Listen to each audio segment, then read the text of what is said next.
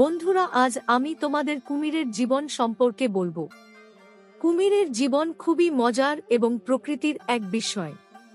কুমির ডিম পেড়ে বাচ্চা জন্ম দেয়।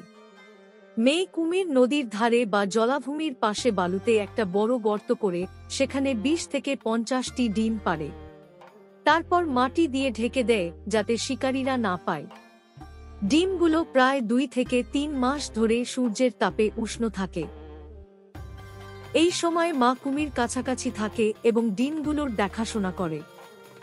বাচ্চারা ডিম থেকে বের হতে চাইলে ছোট আওয়াজ করে মা তখন মাটি সরিয়ে তাদের বের করতে সাহায্য করে। ছোট কুমিরেরা প্রথমে ছোট পোকা, মাছ, ব্যাঙ খেয়ে বাঁচে। তারা ছোট বলে বড় শিকারীদের যেমন বড় পাখি, বড় মাছের হাত থেকে বাঁচতে লুকিয়ে থাকতে হয়।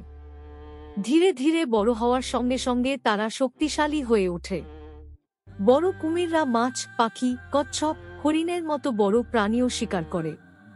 কুমির খুব ধীরে চলে, কিন্তু পানিতে এবং শিকারের সময় খুব দ্রুত চলতে পারে। তারা পানিতে চুপচাপ বসে শিকারের অপেক্ষা করে। শিকার কাছাকাছি আসলেই শক্তিশালী চোয়াল দিয়ে ধরে ফেলে। কুমির গড়ে 50 থেকে 80 বছর বাঁচে। তবে কিছু বড় প্রজাতি 100 বছর পর্যন্ত বাঁচতে পারে। বৃদ্ধ বয়সে তাদের দাঁত পড়ে যায়, চোয়াল দুর্বল হয়ে যায়, তাদের পক্ষে শিকার ধরা কঠিন হয়। তখন তারা ক্ষুধার কারণে দুর্বল হয়ে মারা যায় অথবা অন্য বড় শিকারীদের শিকারে পরিণত হয়।